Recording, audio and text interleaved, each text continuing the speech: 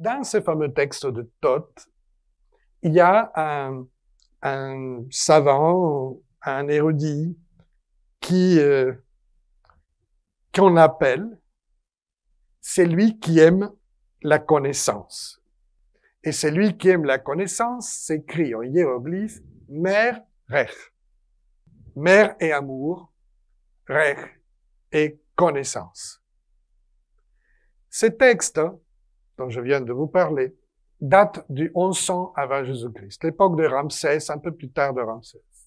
Mais il est la copie d'un texte plus ancien, comme faisaient toujours les Égyptiens.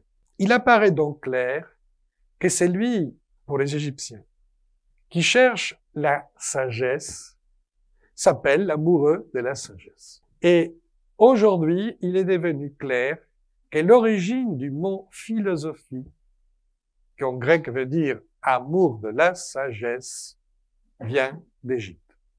Et que nos amis grecs, lorsqu'ils sont venus, on leur a parlé des mers rech. Et évidemment, ils ont traduit le mot amoureux de la sagesse dans leur langue.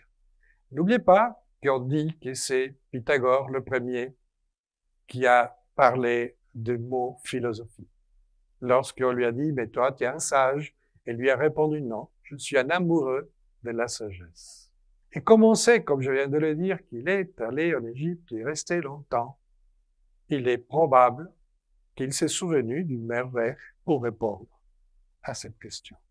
Tout ceci est à peu près démontré comme le mot acousmatique, etc. Je ne vais pas vous compliquer trop. Mais il y a deux mots pour dire connaître en égyptien. Nous avons un seul, ils avaient deux. Le mot rech que je viens de vous signaler désigne la connaissance objective propre à tous les êtres humains doués de raison et permet de percevoir les réalités du monde comme on les connaît. Et c'est cette forme de connaissance, grâce à cette forme de connaissance, que nous pouvons développer nos facultés intellectuelles. Voilà, pour les Égyptiens, il était clair que si on parlait de la raison, pour qu'on se comprenne mieux, on utilisait le verbe rech.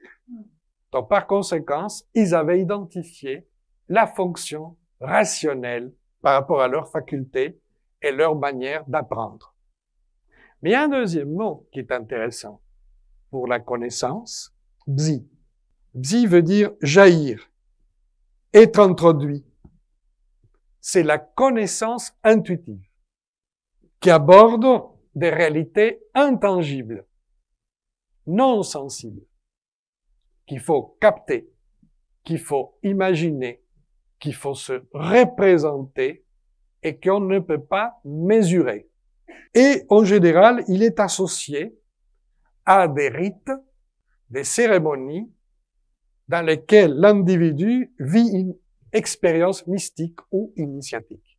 Et c'est cette introduction au mystère qui est en rapport à bzi, cet autre mot, qui permettait donc d'expliquer, voilà la formation de quelqu'un qui va faire des rites dans le temple, par exemple, ou de quelqu'un qui est capable d'introduire la divinité dans une statue. Donc, on parle d'une autre chose que de la connaissance strictement conceptuelle et rationnelle. Donc, il est logique que pour le mot philosophie, on n'utilise pas bzi, mais on utilise rech.